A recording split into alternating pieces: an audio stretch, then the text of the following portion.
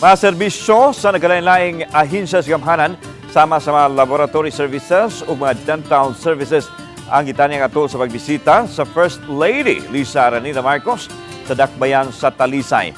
Ang detalye sa live report ni Femari Dumabok. Ma'am.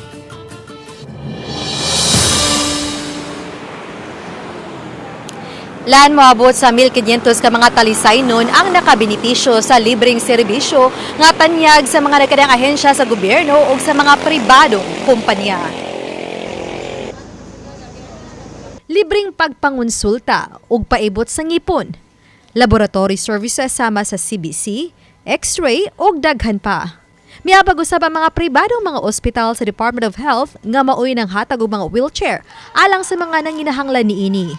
Usa sa nakabenepisyo ang Talisaynong senior citizen nga taga-barangay Dumlog. Gawa sa libreng palaboratory, libre usab ang mga tambal ug ang iyang maintenance. Nalipay, ma'am. Kaya mga mahal na tambal wala. Dako kayo nigtabang, ma'am, sa namong mga pobre. Sa man kay mga maintenance? Oo, may maintenance. Samtang 25 ka mga tinunan sa Talisay City College ang nakadawat sa ilang tag 7,000 o tag 10,000 pesos nga cash grants ubos sa tertiary education subsidy ug tulong dunong program. Aduna usay cash grants nga gihatag ang TESDA sa mga partner schools, universities ug uban pa mga vocational schools sa Sugbo nga gatanyag og mga skills training.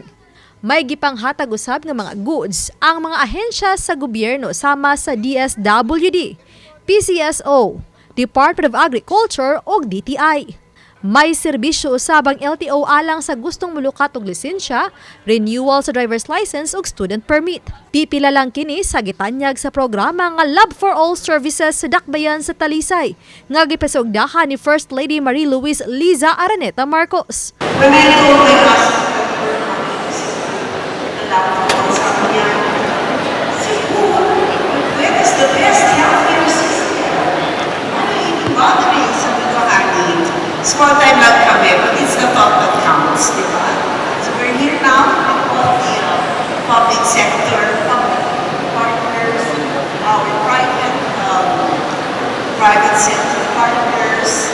It's your coming here that really means a lot to the Cebuanos. That's what the visit of the First Lady's importance is. Ni amigo, tagaan kitag panahon. Now she's really giving everyone her time. That's, as I said, di lang na LAB for all, it's really LOEE. I'm really happy that we are hosting the Love for All today. We have hundreds of volunteers today. Daghan kayo maraming national agencies are here today, all towards one common goal to help the Talisaynons today. So that's a big plus for us. Nagsugod ang programa alas 6 ganihang buntag apan ang gustong mopahimo sa programa milinya na alas 3 pa lang sa kadlawon. Hinon gilagway sa Talisay City Police nga nagmalinawon ra ang tanan.